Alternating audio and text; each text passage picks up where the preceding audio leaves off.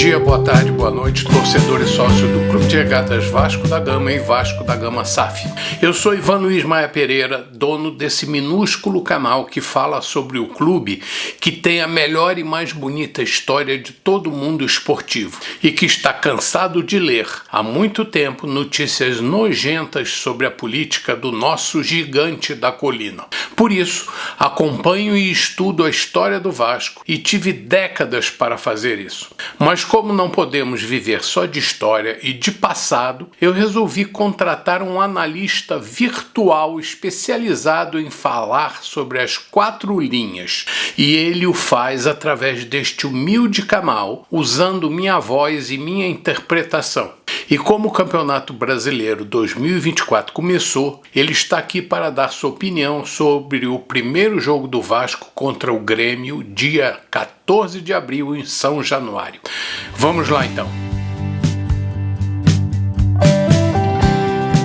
Olá, amigo vascaíno. Eu sou Ananias, o comentarista dos jogos do Vasco no Campeonato Brasileiro. Lembra-se que ano passado escapamos na Bacia das Almas e isso deixou os vascaínos muito desconfiados? Ninguém gostaria que isso se repetisse. Por isso, estou aqui para dar minha opinião sobre o que está acontecendo dentro das 4 linhas. O campeonato começou e o Vasco venceu o Grêmio por 2-1 em São Januário. A maioria dos analistas, sejam jornalistas, sejam youtubers, sejam comentaristas profissionais de TVs, abertas e fechadas, de sites de internet, todos eles adoram uma oportunidade para falar mal do Vasco, inclusive os que dizem torcer para o time.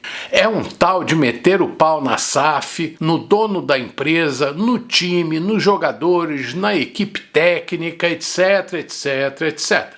Até agora só livraram em parte a cara do presidente Pedrinho, administrador de 30% da SAF vascaína. E acho que fazem isso por corporativismo. Afinal, é mais fácil criticar o dono da maior parte, uma empresa americana, do que criticar um ex-jogador e ex-comentarista da toda poderosa Rede Globo. Aposto que muitos desses aproveitadores não gostaram da vitória do Vasco sobre o Grêmio. O tal do complexo de vira-latas que a torcida do Vasco tem e o mau caratismo dos velhos políticos dificultam o soerguimento do Vasco. Como eu não caio nessa cilada, prefiro analisar o desempenho do time. No primeiro tempo fomos muito bem. Dominamos o time do Grêmio dentro daquela filosofia de que o Campeonato Brasileiro é duro e resultados folgados serão uma exceção. Fora isso, e aí é uma simples e pessoal desconfiança minha, pessoal, de que alguns times são privilegiados. Daí o resto será pura dureza. E quando falo de proteção ou esquema de favorecimento, estou falando de coisas como eu vi no final do jogo do Flamengo contra o Atlético Goianiense em Goiânia. O pênalti a favor do Flamengo, já na prorrogação, quando o jogo estava empatado em 1 gol, se fosse no Maracanã e contra o Flamengo, tenho sérias dúvidas sobre se o juiz marcaria a favor do time goiano. Isso quer dizer que o árbitro do nosso jogo do Vasco foi bom? Não, não foi. Houve, segundo minha interpretação, pênalti no toque de mão do Piton a favor do Grêmio. Mas, segundo minha opinião também, houve um pênalti a favor do Vasco cometido contra o Galdames, que levou um chute por trás no calcanhar dentro da área do Grêmio e que o VAR da dona Daiane Muniz nem chamou o juiz para ver o lance. Talvez naquele momento ela já tivesse perdido o controle de sua equipe. Isso pelo que eu ouvi pelo áudio do VAR. Ela me pareceu convicta de que o toque de mão do Piton seria marcado e tenha ficado, quem sabe, decepcionada com a decisão contrária e tenha sido enrolada pelo resto da sua equipe. Bom, mas isso é só uma opinião, mas que é possível é, ou não. No geral, não gostei da atuação do árbitro, mas isso é comum no futebol brasileiro. Aliás, a arbitragem, e estou falando da grande maioria, é muito ruim. E a culpa não é deles, mas isso é um assunto para o responsável pelo canal tratar em algum vídeo se ele quiser. Já no segundo tempo, o Vasco caiu um pouco de produção e o time demorou a se encaixar novamente após as 3 primeiras substituições. Mas o desarranjo não foi suficiente para o Vasco ser totalmente dominado pelo time do Grêmio, que pouco chutou contra a meta de Léo Jardim. Nosso time inicial foi Léo Jardim, Paulo Henrique, Léo, Medel, Sforza, Matheus Carvalho e Galdames, com Rossi, David e Verratti na frente. Foi um time muito bem postado, com destaque para Matheus Carvalho, muito bom no combate e na distribuição, secundado por David, uma bela surpresa que dominava todos os lançamentos para o ataque, fazendo uma excelente proteção de bola, possibilitando a chegada dos companheiros e o posicionamento do Verratti.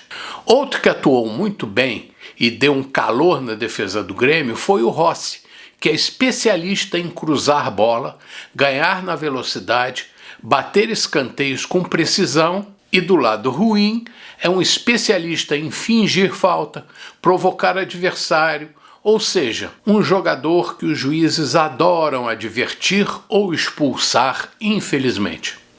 No mais, a defesa foi bem, o meio de campo conseguiu ocupar espaços, coisa que reclamamos, pois o time do Vasco tem dificuldade de vencer a luta do meio de campo.